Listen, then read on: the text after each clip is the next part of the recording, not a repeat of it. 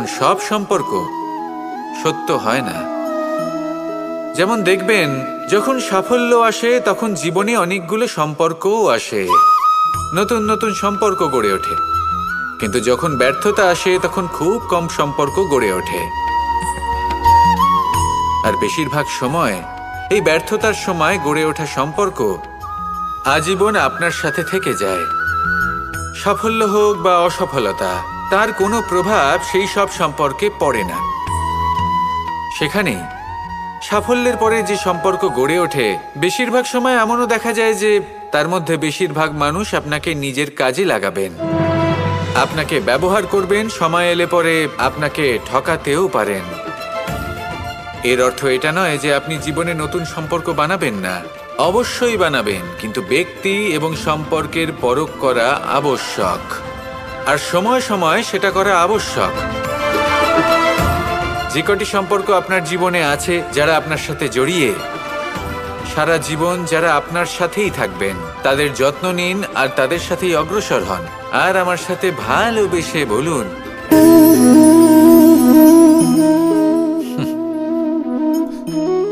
এই স্মৃতিগুলি কি অসম্ভব মূল্যবান, তাই না? শুধু তাদের প্রয়োজন হলো একটি মাধ্যম।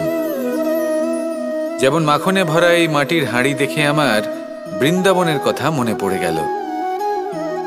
দেখতে গেলে দ্বারকাধীশ যখন চাইবেন, যেখানে চাইবেন, সর্বোত্তম প্রজাতির মাখন খেতে পারেন।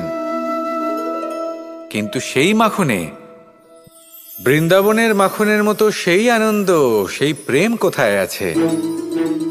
বৃন্দাবনে গোপীদের হাঁড়ি ভেঙে মাখন খাওয়া, বাড়িতে লুকিয়ে চুরিয়ে ঢোকা, পরিশ্রম করা, চুরি করে হাঁড়ি ভেঙে মাখন খাওয়া, তার মধ্যে যে আনন্দ ছিল,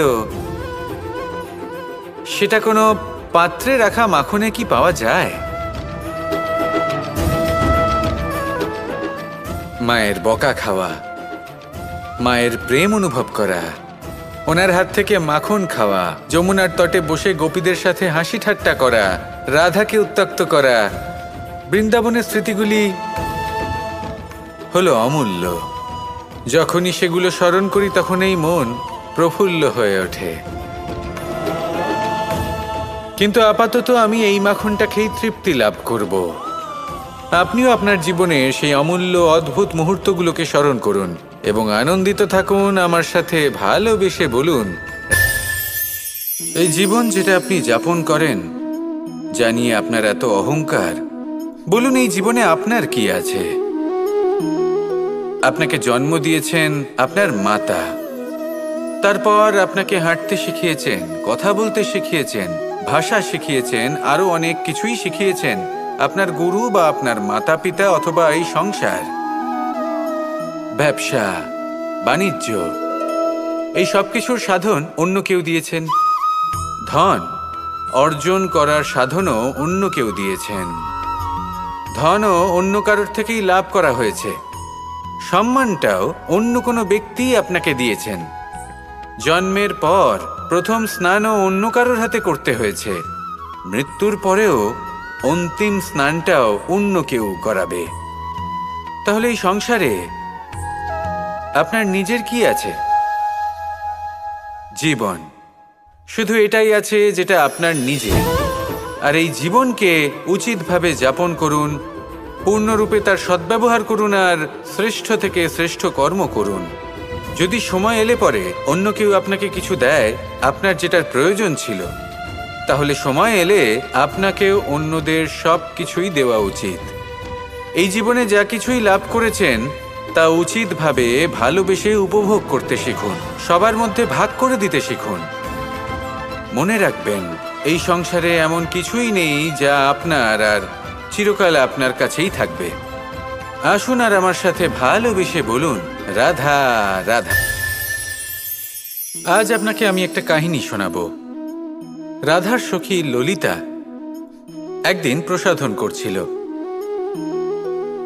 ও দর্পণে নিজেকে দেখল, আর তখন ওর প্রসাধন ওর ভালো লাগলো না। ও বারংবার নিজের প্রসাধন বদলাতে থাকলো আর দর্পণের দিকে তাকালো। কখনো ফুল বদলালো, কখনো বস্ত্র বদলালো, কখনো আভূষণ বদলালো, কিন্তু কিছুতেই নিজের প্রসাধন ওর ভালো লাগলো না। ও ওর মনে হতে লাগলো যেন ওর রূপ ওকে ত্যাগ করেছে।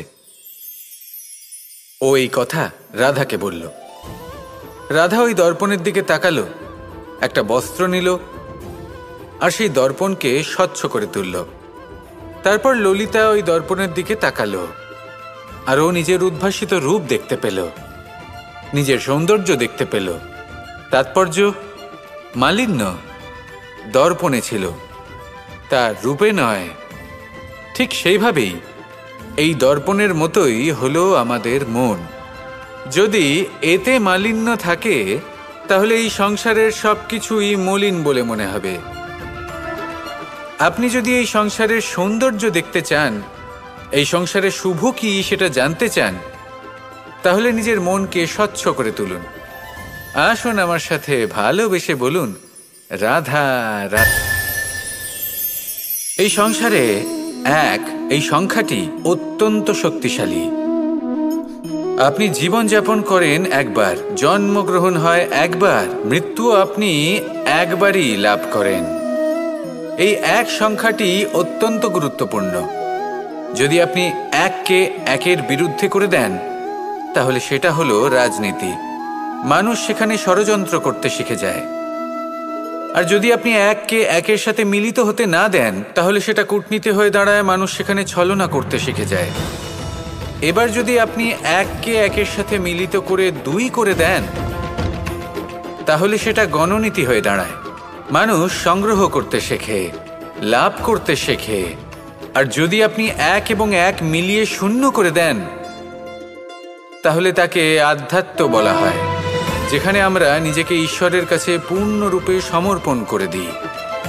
আর যদি আপনারা এক আর এক এই দুইকে মিলিয়েও একই থাকতে পারেন তাহলে তাকে প্রেম নীতি বলা হয়।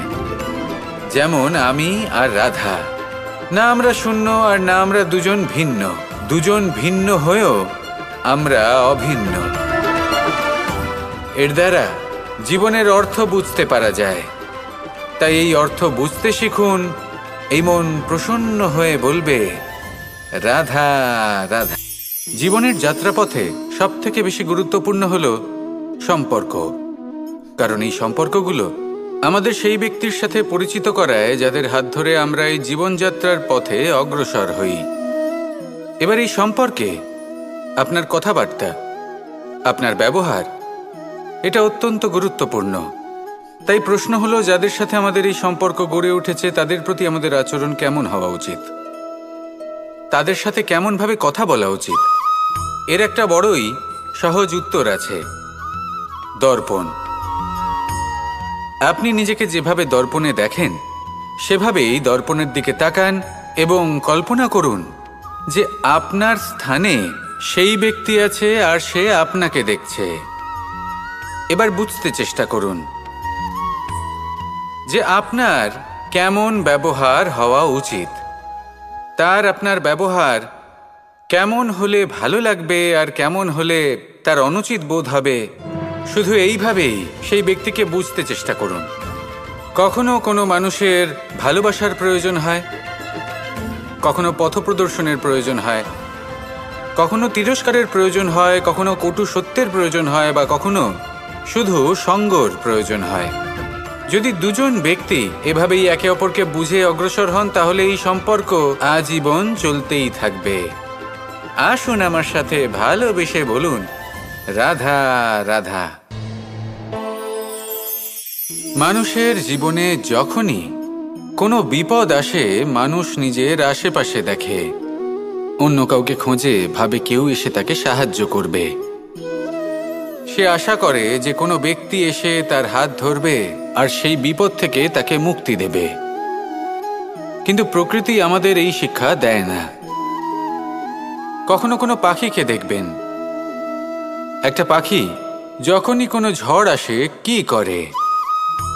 একটা ঝড় এসে তার বাসা ভেঙে দিয়ে যায়, তার বাসা নষ্ট করে দিয়ে যায়। সেই পাখি কিন্তু অপেক্ষা করে না যে কে তাকে এসে সাহায্য করবে।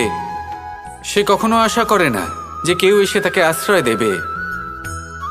সে নিজেই কর্ম করে। একটা একটা করে খড়কুটো সে আবার জড়ো করে আর নিজের বাসা পুনর্নির্মাণ করে।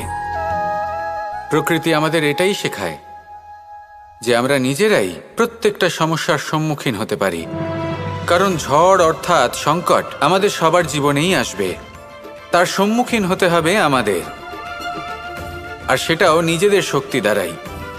তার সম্মুখীন হওয়ার সময় নিজেদের সংযত করে রাখতে হবে, আর তার জন্য নিজের ওপর বিশ্বাস রাখা আবশ্যক। আর এই কথাটা বোঝাও আবশ্যক যে যত বড়ই সংকট আসুক না কেন, তার সাথে লড়াই করার মতো যে শক্তি প্রয়োজন, সেই শক্তি আমাদের মনেই নিহিত। শুধু সেই শক্তি খুঁজে নিন আর সেই বিপদের সম্মুখীন হন। এই সংসারের কোনো বিপদ আপনাকে বাধা দিতে পারবে না। আসুন আমার সাথে ভালোবেসে বলুন, রাধা রাধা।